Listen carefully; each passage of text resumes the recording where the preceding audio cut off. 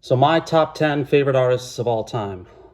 Uh, Doing this on Super Bowl Sunday, and I've got different glasses on. Not that you care about my fashion picks. My normal glasses, which are the only glasses I wear, are in the shop. So I have one pair of backups. It's these. I'm sure you're very curious.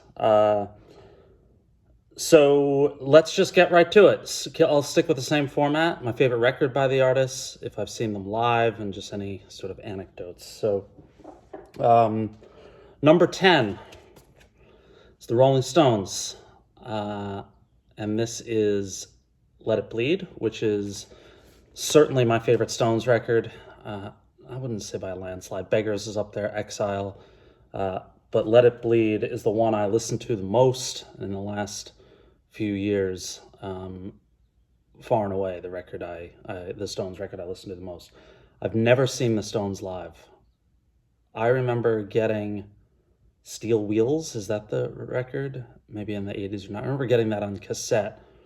And I remember they were doing a reunion. I think they were doing a tour around that. And I remember thinking they're already sort of past their prime. That was 35, 40 years ago. I don't know. um, I hear they're still good live. I recently saw some live footage of them and wasn't crazy about it. So I may never see the Stones. But one of my favorites since my childhood. My older brother and I really connected on Exile. He loved that record. So in at number 10, the Rolling Stones. At number 9, Josh Ritter, singer-songwriter from, if you're not familiar, from, I believe it's Moscow, Idaho. He's been putting out records since about 2000, right around there, maybe 99. This is my favorite, and this is among, I think it was in my top 10 of all time. The Historical Conquest of Josh Ritter, which came out in 2007. I think this is a masterpiece, perfect record, top to bottom. I've sort of fell off on Ritter's albums maybe 5 years ago after the Beast Dance Tracks, which came out in 2013, which I think is a phenomenal record. I think it's probably his second best to this. But I've just started to listen to his last few records, and I'm starting to like them quite a bit. They're a little bit choppier in terms of good songs versus so-so songs, but Ritter was the first act that I saw what we thought was nearing the end of the pandemic. I don't know, that was in September. The first show I saw since the pandemic started, and he was sensational at the Independent in San Francisco. So at number 9, Josh Ritter, one of my favorite songwriters ever. I had the pleasure of interviewing him once, and he was just such a gentleman and such an interesting person. So Ritter at number 9. Number 8, Big Star. Gotta get this glare. I'm trying with this little light thing that people use, that thing, to give more light, but I'm trying to avoid it here. So this is their first record, number 1 record. I remember my older brother and I were in a record store. I think I've shared this before, but we were in a record store somewhere in New Jersey. I think we just went out driving one day and drove around to record stores. And I remember I was flipping through, and either I saw this or he just and I remember my brother just pointed to this record and said, "Get it," and I did. And I think that this is the reissue. Yeah, 2019 Craft reissue. But I got what I believe is an original number 1 record, which I think holds some value. Never saw them. I saw the Big Star third tour in New York City, which was phenomenal. Michael Stipe, Matthew Sweet, Ira Kaplan from Yola Tango, Mike Mills from REM. Just a great, great, great show. And I almost saw Alex Chilton with the sort of second iteration, the second or third iteration of Big Star at South by Southwest. And he died, I think, 3 days before that performance.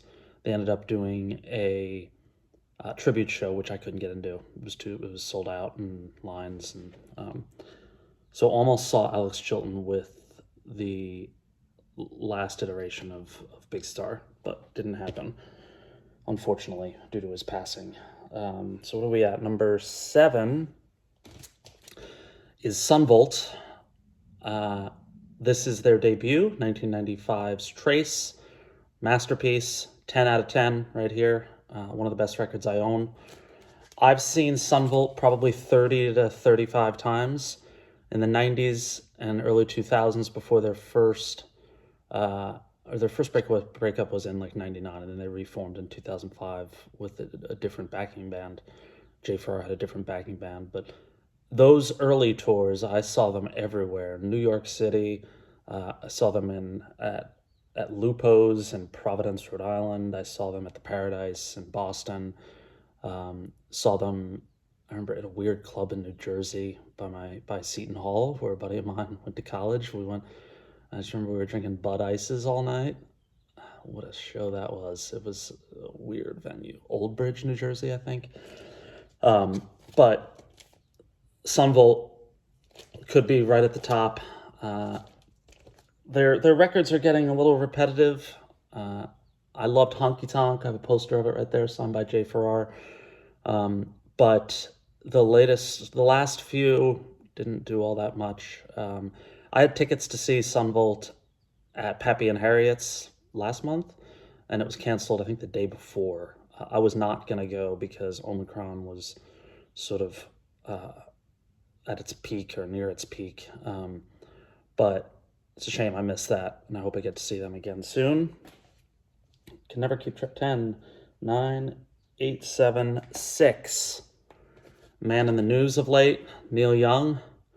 Favorite record, On the Beach. Great story about this record with my older brother. I think I've told it, but I'll tell it again. This record, before it was reissued, was really hard to find. And there was no, this is early internet. And I remember my brother just said, "Hey, I mailed you something. Keep a close eye on the mail." And he had found a copy of this, sent it to me, and I opened it up and it was shattered. And I remember the record was shattered. And we were so bummed. I remember I went to the post office and I was like, "What are you guys going to find me another copy of On the Beach?" And they were like, what are you talking? What's that? But it was ultimately reissued, and in the days, early to mid days of the internet, 2000 to 2010, it became more readily available. And I now have 2 copies of the great On the Beach. I saw Neil Young once, 1992, at the Beacon Theater in New York. Tremendous show. I was a teenager. I just remember I went with my friend John Simmons, if you're watching this, and it was just a fantastic show.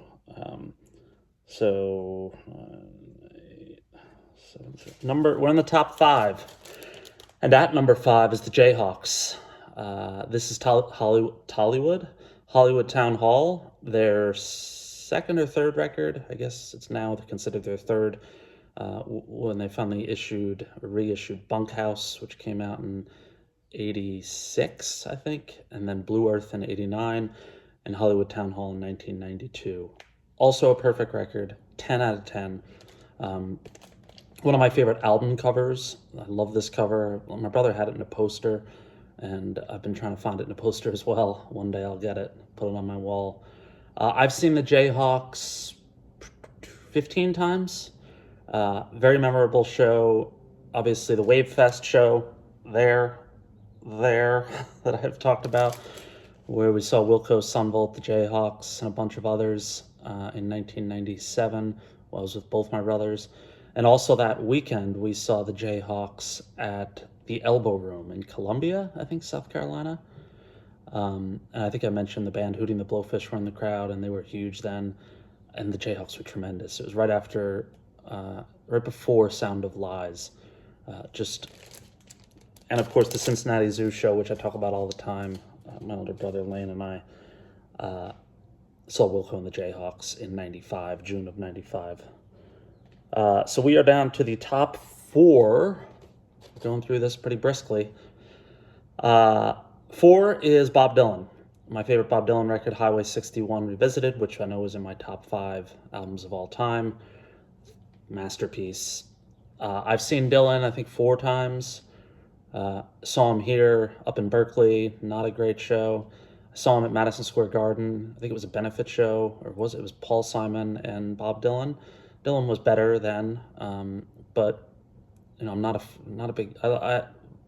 Dylan's records since 2000s, he's got quite a few strong ones, but his live performance, I'm just not a big fan of. I know it's very bluesy and sort of swoony.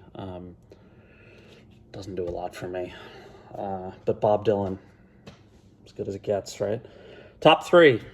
I'm sure everybody probably people who know me know who the bands are in the top 3, but I guess the order, I'm sure most people could guess the order too. Number 3 is Uncle Tupelo, a band that I discovered in 1995 and changed it all.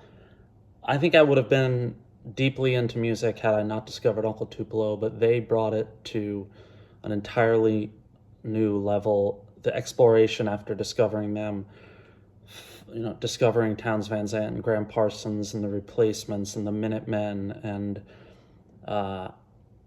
just Iggy Pop, everything that Uncle Tupelo would cite as influences, from punk to Hank Williams.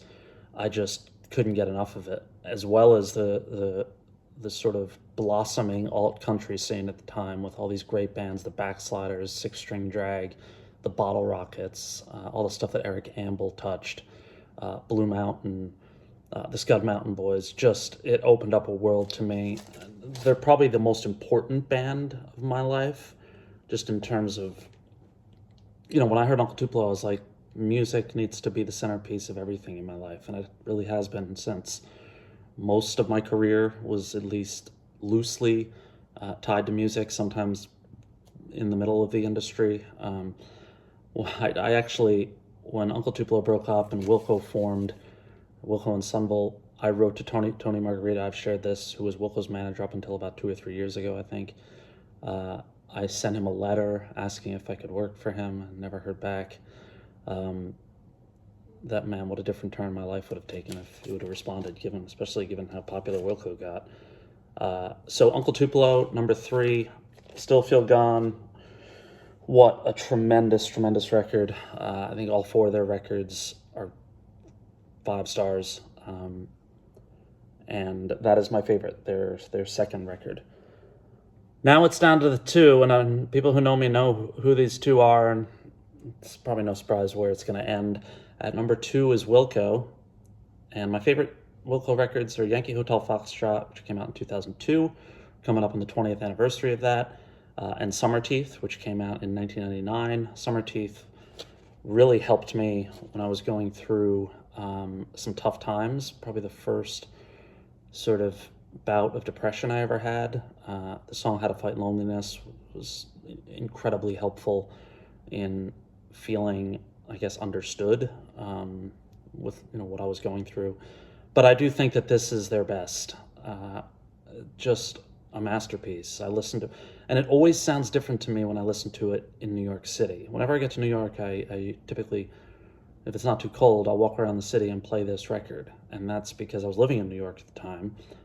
And around 9/11, right, all the imagery of this record of 9/11, even though all the songs were written before 9/11, is still baffling to me. Tall buildings shake, voices escape, singing sad, sad songs, I Assassin down the avenue. Just, I don't know what Jeff Tweedy was thinking, but he definitely had a pulse on what was about to happen in this country and the world.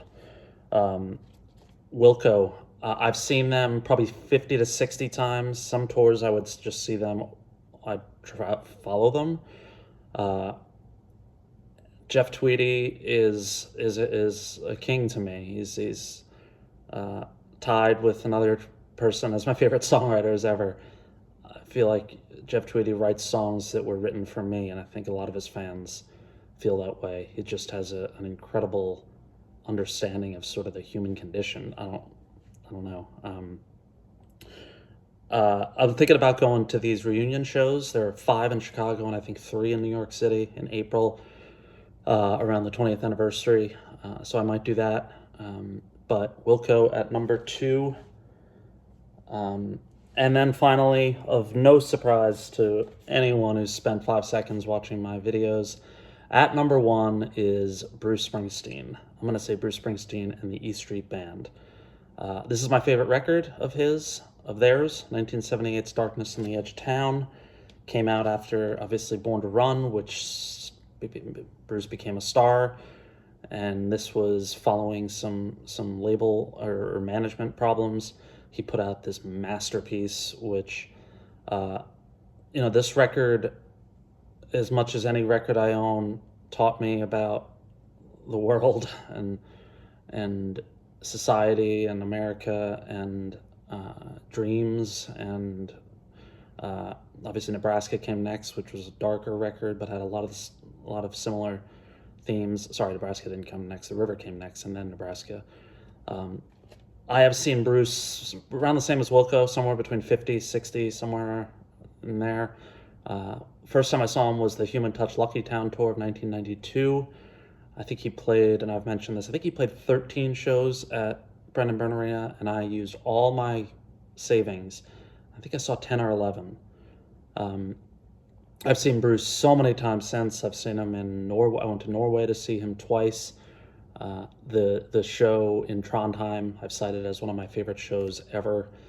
These great, is it Frank Stefano? Is that the photographer of these shots? And he's just, I grew up with Bruce in a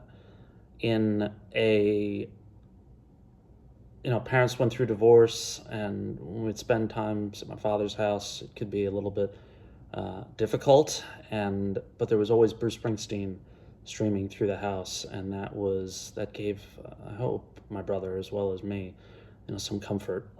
Bruce is, he's the greatest, I think. I think if you look at recorded output, songwriting, and live shows, I don't think there's anyone who's even close. I don't know who else would be in there. I mean, he's been doing it since 1973, so just shy of 50 years. And the best Springsteen live shows I saw were in 2016 on the River 30th anniversary. 35th anniversary. Yes. 35th, yes. And he was, what, 66 then or something? Or maybe even older. Just tremendous. 67 maybe. Just an absolute star in every respect, and in a good way, and a good person by all accounts. Never got to meet him. I'm not sure I'd ever want to meet him. When you hold somebody on that high of a pedestal, it's hard to meet that. Although I do know people who have met him and said he was charming and sweet and very humble. So my favorite artist of all time, and this is my favorite record of all time, Bruce Springsteen and the E Street Band, and the album Darkness on the Edge of Town. What was my favorite Bruce show ever? I mean, when I saw him in 1985, when I was not even a teenager, that shifted something in me. I saw him at Giant Stadium. I still have the ticket stub. Just remarkable. I remember just the magnitude of it all. The people were singing a lot. It was just such a joyous event. So it's Bruce and Jeff Tweedy are my favorites. They could easily interchange, or one could be one could be two. I think if you look at 1994-5 when I discovered Wilco, when AM came out, I've been along for that entire ride, every record, every tour. Bruce, I didn't see him on the Tunnel of Love tour. I didn't see him on the I think it was a brief Ghost of Tom Joad tour. But Bruce has been with me since I was 3, 4, and I just can't thank him enough, him and Jeff Tweedy, for making the music that they do and giving so many people such joy. That's it. Top 10 of all time. Happy Super Bowl Sunday, coming in at exactly 20 minutes and now 3, 4, 5 seconds. Hope you enjoyed this. And I'm going to be traveling, so may not be here for a couple days or a week or two. But I'm sure it'll get by just fine. If you're a Super Bowl fan, enjoy the Super Bowl, and I will check in soon. Thanks for watching.